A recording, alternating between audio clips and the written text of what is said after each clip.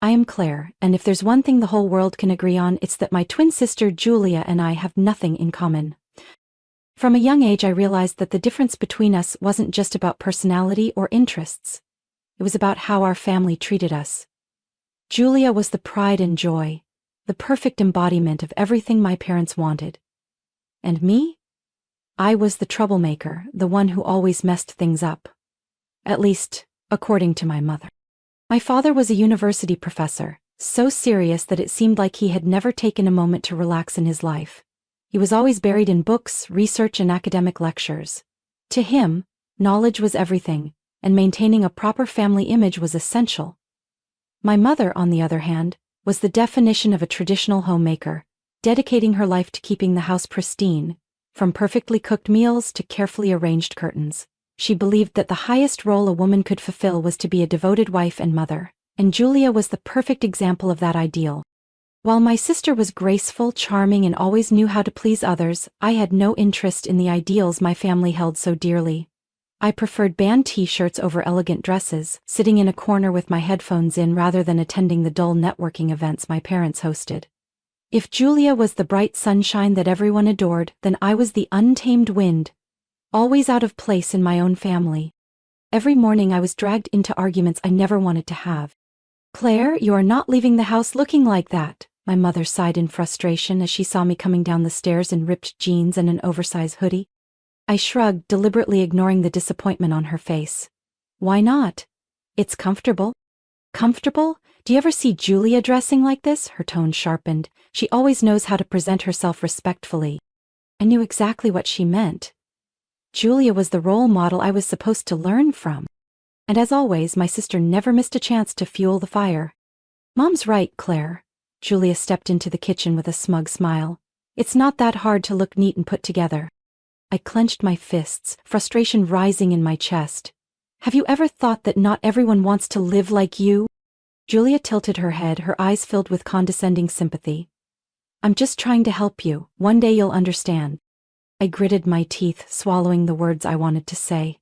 This conversation was so familiar that I could predict every single line my mother and Julia would say next. Nothing ever changed. I was still the misfit, the shadow standing next to the perfect figure my family had created. As usual, my father arrived just in time to end the argument with his cold and authoritative voice. "Claire, go change. I don't want to hear any complaints." I looked straight into his eyes, feeling the weight of his disappointment. He didn't have to yell. His expression alone was enough to make me feel like a failure. In my own home.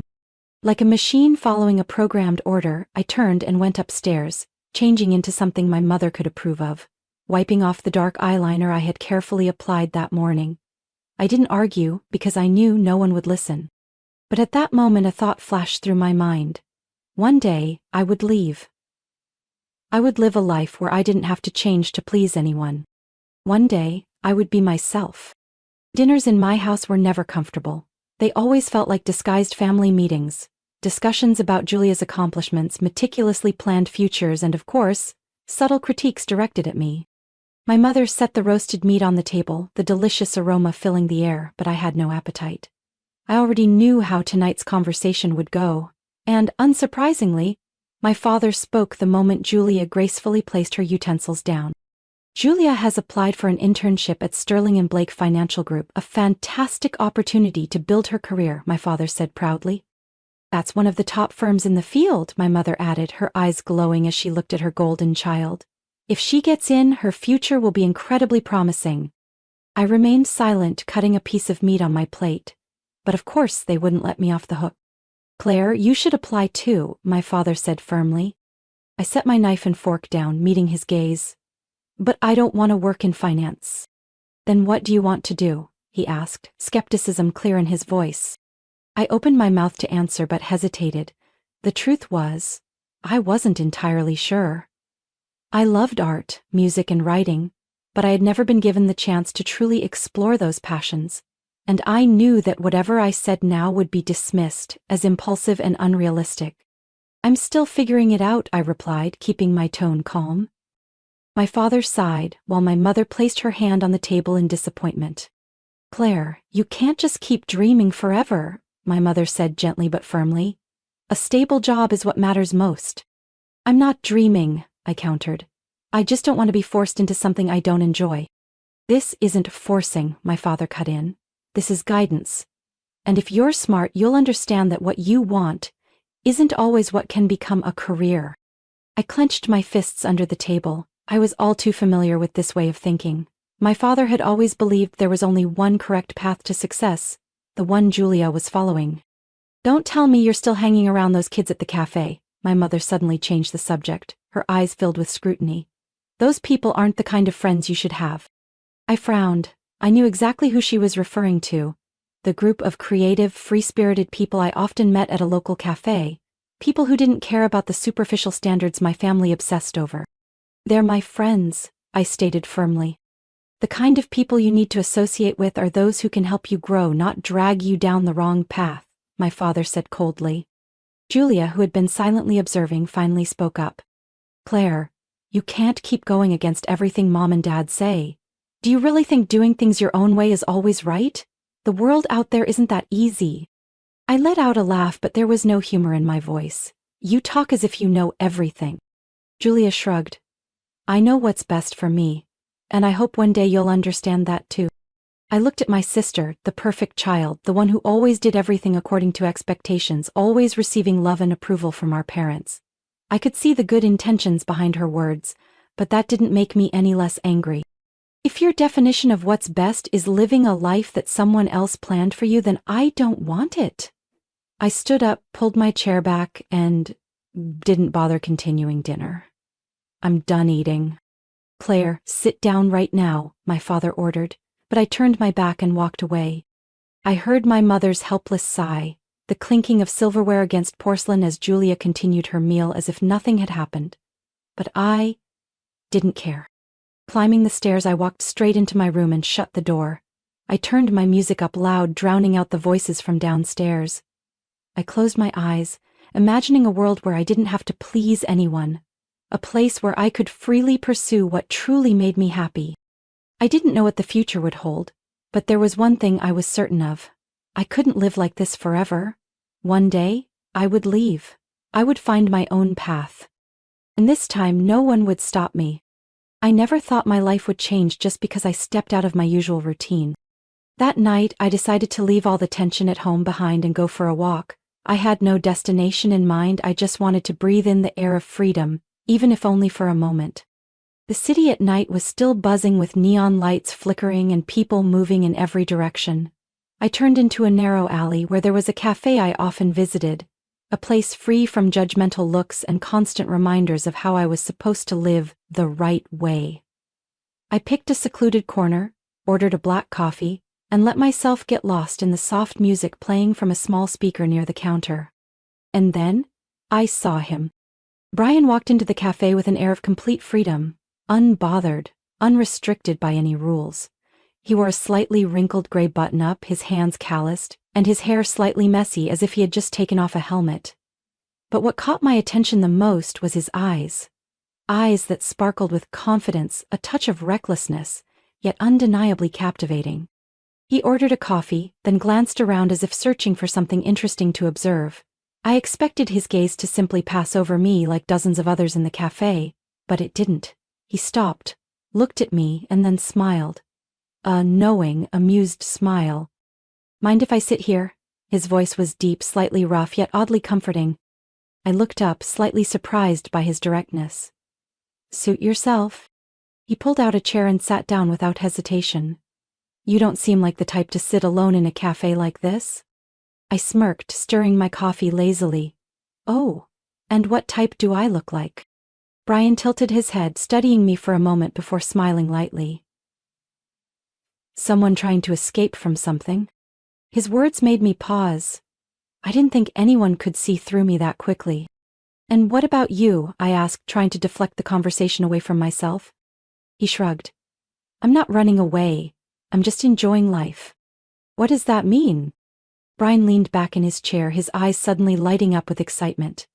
I'm a welder, but not the boring office job type. I travel all over, working on big projects, sometimes on towering buildings, sometimes on a ship drifting in the middle of the ocean. I love the feeling of freedom, of seeing the world my own way. I stared at him, almost unable to believe that someone could talk about their job with such enthusiasm. To me, work had always been associated with pressure, rigid expectations, and invisible obligations. But Brian was different. He worked not because he was forced to, but because he loved it. "And what about you?" he asked, his eyes still filled with curiosity. I laughed softly, shaking my head. "I don't think I have anything worth telling." Brian raised an eyebrow. "You have the look of someone who wants to go further than where they are now. I'd say you just haven't figured out how yet." I fell silent. No one had ever told me that before. That night we talked for a long time. I told him about the pressures from my family, about constantly being compared to Julia, about feeling like an outsider in my own home. Brian listened. He didn't judge, didn't give meaningless advice, he just listened. Before he left, he pulled out a small piece of paper and quickly scribbled down a phone number. "If you ever want to know what freedom feels like, call me," he said, his eyes glinting playfully. I looked at the paper in my hand, feeling a strange mix of excitement and uncertainty. I didn't call the next day. In fact, I stuffed the note into my pocket and forgot about it for weeks. But that feeling, the sense that another path was waiting for me somewhere out there, never disappeared. Then one day, after a heated argument with my father over refusing an internship at Sterling and Blake, I suddenly remembered Brian. I pulled the note out of my drawer, my fingers tracing the bold numbers written in his strong, confident handwriting. Without hesitating any further, I picked up my phone and dialed. The line rang only once before that familiar deep voice answered. "I figured you'd be ready by now."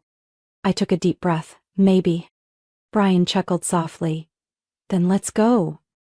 I didn't know exactly what I was stepping into, but for the first time in my life I felt like I was no longer trapped. And that feeling was incredible.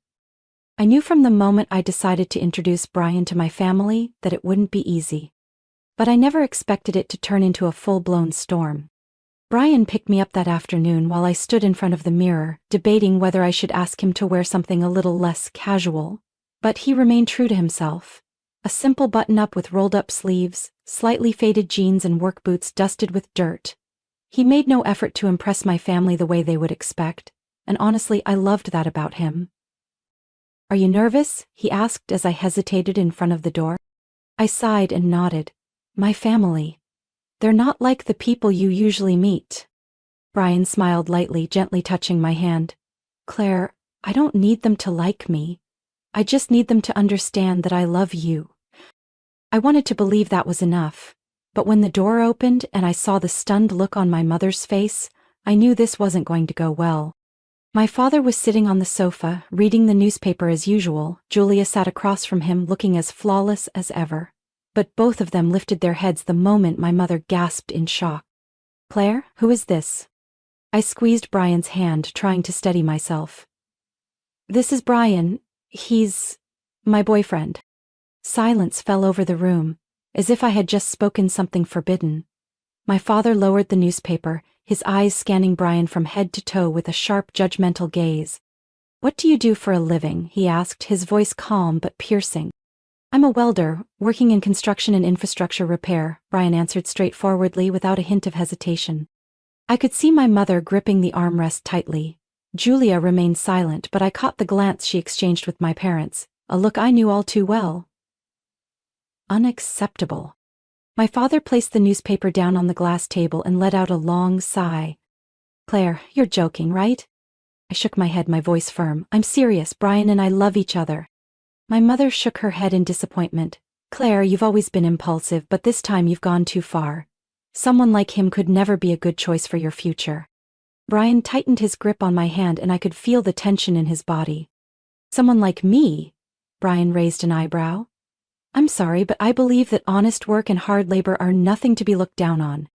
You may work hard, but that doesn't mean you can provide Claire with a proper life," my father said, his voice steady but cutting. "We've invested years into Claire's education, and now she wants to throw it all away for a welder?" I felt heat rush to my face. "Dad, you don't get to decide who is worthy of me." My mother pressed a hand to her forehead, as if she couldn't believe what was happening. Julia still remained silent, but I saw the quiet disdain in her eyes. You're ruining your life, my mother said, her voice trembling. Do you really think loving someone like him will make you happy? You'll end up struggling, living in some run-down apartment, worrying about money every single day, when you could have had a comfortable life with a successful husband. I let out a bitter laugh. Mom, is that comfortable life the one Julia has?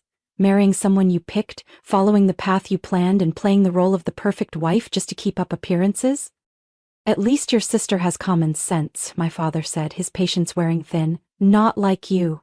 Always chasing illusions of freedom without knowing where it will lead you. I looked around the room, the place where I had grown up, the house that had never truly felt like home. Then I turned to Brian, the only person here who didn't try to change me. I don't need you to accept this, I said, my voice steadier than ever. But I also don't need to stay here. My mother's head snapped up, startled. Claire, what are you saying? I'm leaving. I turned to Brian, my mind made up. Let's go. Brian gave my hand a gentle squeeze, as if making sure I was truly ready for this. I nodded. Claire, if you walk out that door, you are no longer our daughter, my father said, his voice carrying the unwavering authority of a man used to being obeyed. I turned back to look at him, meeting his gaze head-on. Then I guess I was never really your daughter to begin with. No one stopped me as I stepped through the door. No one called me back. I felt my heart pounding as Brian and I walked away from that house.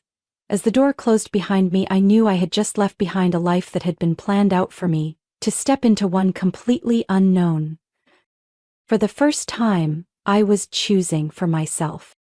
Life with Brian wasn't easy, but not once did I regret my decision. The day we left, we rented a small apartment on the outskirts of town. It wasn't anything fancy.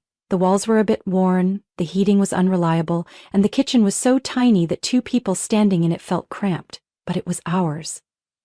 For the first time in my life, I was living somewhere where no one dictated who I had to be, what I had to do, or how I had to live.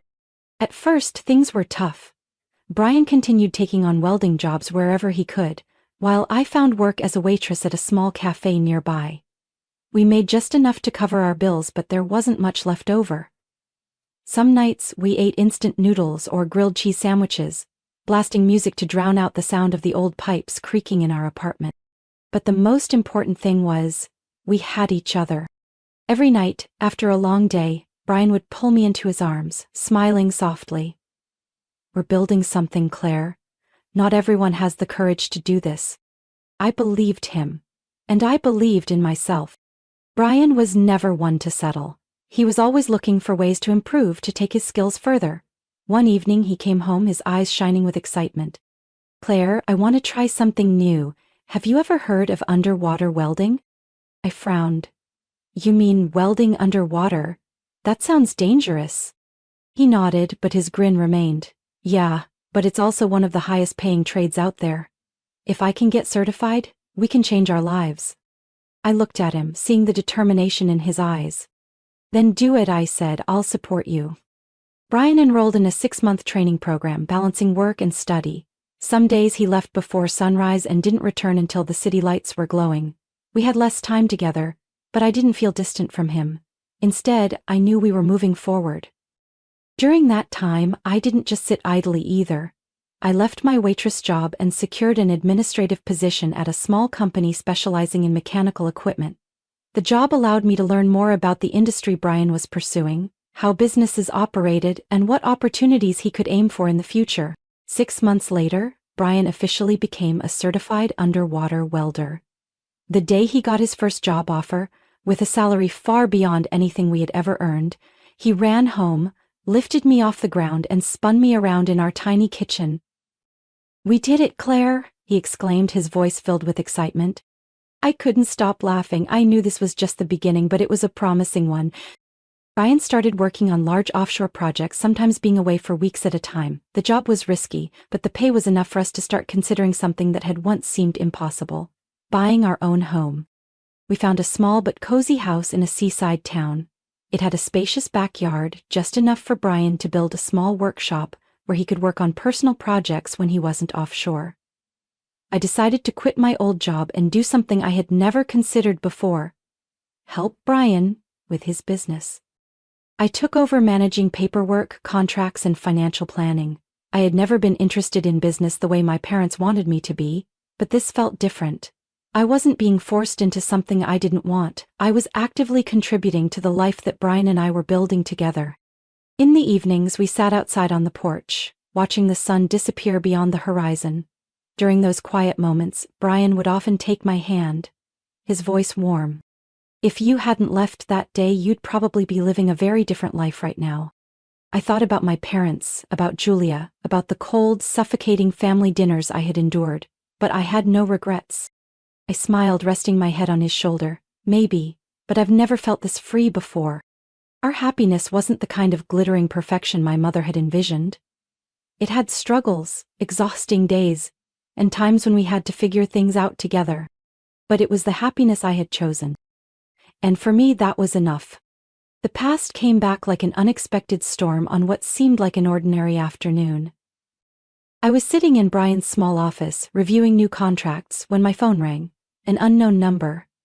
I frowned, hesitating for a few seconds before answering. "Hello." A woman's voice came through, hoarse, as if she had just been crying. "Claire, it's your mother." I froze. How long had it been since I last heard her voice? 3 years? Maybe 4? Since the day I walked out of that house, no one in my family had ever called or tried to find me. "Mom?" I asked, unease creeping in. "Claire, your father, he's in trouble." My grip on the phone tightened, my chest suddenly feeling heavy. I stayed silent, waiting for her to continue. "We need your help." I had imagined this moment many times, the day my parents would come back, not because they missed me, but because they needed something from me. I had never expected it to happen so soon. "What happened?" I asked, keeping my voice steady. My mother took a shaky breath. "Your father, he's been accused of misconduct with a student. She filed a lawsuit and the media is making it worse. The university has suspended him. Claire, we've lost everything." I leaned back in my chair, staring blankly at my computer screen, my mind suddenly empty. My father? The man who always carried himself with authority, who never tolerated mistakes from anyone else, was now the center of a scandal? "And? What do you want me to do?" I asked slowly. "We have no one else, Claire," my mother's voice cracked. "Julia and her husband cut ties with us the moment this came out. They even sold our apartment to avoid being involved. We have nowhere to go, no money for a lawyer. Claire, you're our only hope." I let out a cold, bitter laugh. "Your only hope?" My mother fell silent.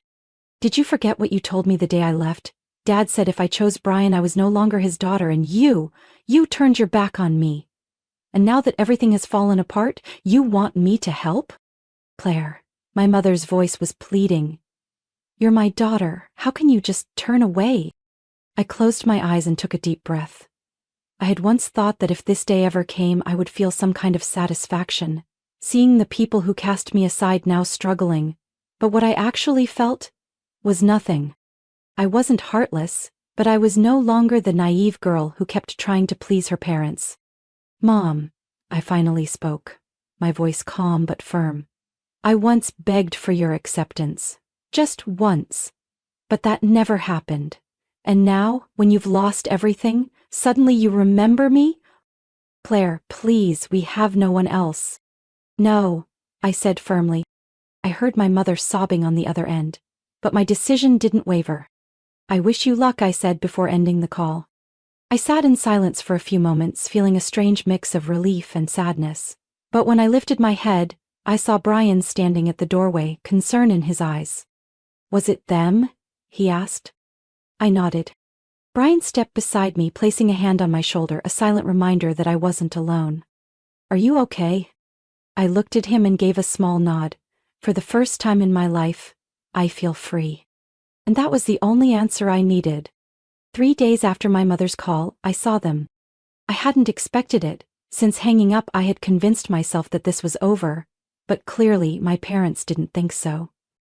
I was standing outside Brian's office, having just finished a meeting with a client, when an old silver car pulled up right in front of me. The door opened and the sight of the person stepping out made me freeze. My father. He still looked the same, but he was no longer the authoritative man he once was. His suit looked worn, his face thinner than before, and the pride in his eyes was gone. But his voice remained unchanged. still carrying the same rigid authority he had always used to command me. "Claire?" I instinctively stepped back. "What are you doing here?" Right behind him, my mother stepped out of the car. She looked even more exhausted, her eyes red and swollen, her hands clutching the fabric of her coat as if trying to steady herself. "Claire, my daughter." Her voice trembled, perhaps from emotion. I felt my chest tighten, but I held my ground. "I already told you on the phone, I can't help you." My father frowned, his sharp gaze filled with disbelief. "What did you just say?" "We are family. No one turns their back on their family in times of trouble." I took a deep breath, my heart pounding. I had thought about this moment before, but I never expected it to come so soon. "Family?" I scoffed. "Do you remember what you said the day I left? You told me that if I chose Brian, I was no longer your daughter." My mother opened her mouth as if to say something, but my father raised a hand to stop her. He stared at me, still trying to fit me back into the mold he had designed for me long ago. "Do you think this is some kind of childish rebellion? We raised you, educated you, and this is how you repay us?" I laughed, a bitter, hollow sound. "Repay you," I emphasized each word. "You never gave me a choice. You mapped out my life as if it were an investment plan, and I was just another asset in your portfolio. I endured it for years, but did you ever stop to ask what I wanted?" My father said nothing, but his eyes remained hard. "I don't owe you anything," I continued, my voice unwavering. "You didn't raise me out of love. You raised me to meet your expectations, and when I didn't comply, you cast me aside like a failed investment. So why now, when everything is falling apart, do you suddenly think I'm obligated to help you?" My mother began to cry. "Claire, you can't be this heartless." I looked at her, a small part of me wanting to offer comfort, but I couldn't. If I gave in now, they would drag me back into the same cycle of control and guilt. "I'm not heartless," I said softly but firmly. "I've just learned how to protect myself." At that moment, I felt a warm hand rest on my shoulder. "Brian." He didn't need to ask what was happening. One look at the situation and he already understood. "Is there a problem?" he asked, his voice calm but protective. My father looked at Brian as if he were the most disgraceful person in the world. "It's you! You're the one who took Claire away from us." Brian didn't flinch. "No, Claire made that decision herself." My father clenched his jaw. "You think you can replace her family? That just because you gave her a roof over her head she'll forget where she belongs?" I tightened my grip on Brian's hand. I was never meant to belong there. My father stared at me as if hoping I would change my mind, but I wasn't the weak girl he used to control anymore. After a long moment of tense silence, he exhaled sharply, then smirked. "You'll regret this." I simply shook my head. "No, Dad, I spent over 20 years regretting trying to please you. But since the day I walked out of that house, I haven't regretted a single moment." My father said nothing. Then, without another word, he turned and pulled my mother along with him. Before stepping into the car, my mother glanced back at me, her eyes filled with regret. But I knew it wasn't regret for me. It was regret for herself, for losing the daughter she thought she could control forever. As the car pulled away, I felt something deep inside me, finally, break free. Brian squeezed my hand, his eyes filled with pride. "Are you okay?" I took a deep breath and nodded. For the first time in my life, I truly feel free. 3 years later, I stood by the window, gazing out at the small garden behind our home. The golden hues of the late afternoon sun stretched across the grass, painting everything in a warm glow. In my arms, a tiny life slept peacefully, his gentle breaths warming the soft fabric of the blanket wrapped around him. My son, Ethan Anderson. His name was a powerful statement, that I had moved forward into a new chapter of my life. A chapter where the past no longer held any control over me. Brian walked into the kitchen, still carrying the faint scent of metal and machinery after a long day of work. He stepped closer, gently placing a hand on my shoulder before leaning down to kiss our son's forehead. "How are my 2 favorite people today?" he asked, his voice warm and steady. I smiled, still in disbelief that this was my life. A life I had built with my own hands, not one that had been dictated to me. "Ethan has been great, but his mom is a little exhausted," I teased, though deep down I was filled with contentment. Brian chuckled, pulling me into his embrace. "I can help you get some rest." I rested my head against his chest, feeling the steady rhythm of the heart that had carried me through so many hardships. We had been through so much. the struggles of building a life from scratch, the times Brian had to work far from home, the exhaustion of balancing work while preparing for our son's arrival. But none of it had ever made me waver. If anything, it only made me appreciate what we had even more. And most importantly, I had no regrets. After our last confrontation, they disappeared entirely from my life. No calls, no messages, not even a single word to check on me. I once thought I would feel empty without my family, but the truth was, I felt nothing at all. Perhaps that was the clearest sign that they had never truly been my family. Julia never reached out either. Maybe she had chosen to cut ties completely, or perhaps she was too busy maintaining her perfect image, distancing herself from anything that could tarnish her reputation. But I no longer cared. I had a real family, a husband who loved me, a child I would protect with everything I had, and a life I had chosen for myself. One late afternoon, as I sat on the swing in our yard, holding Ethan in my arms, Brian stepped outside, holding an old photograph. "I found this in one of your old boxes." I took it from him. A family picture from years ago, me, Julia, my parents all smiling. But my smile in that photo, it wasn't real. "Do you want to keep it?" Brian asked, his eyes filled with understanding. I stared at the picture for a long moment. Then, I smiled softly, flipped it over, and set it down on the table. "No need," I said calmly. Brian didn't ask any more questions, just gave my hand a reassuring squeeze. I didn't need to hold on to a part of the past that no longer mattered to me. I had chosen my own path. I had chosen my happiness. And most importantly, for the first time in my life, I knew without a doubt that I was no longer bound by outdated expectations. I was free, and I would live fully for the present and the future. For Ethan. For the family I had chosen. Claire's story is not just about finding freedom, it is a lesson in self-worth. The past can hold you back, but only if you allow it to control you.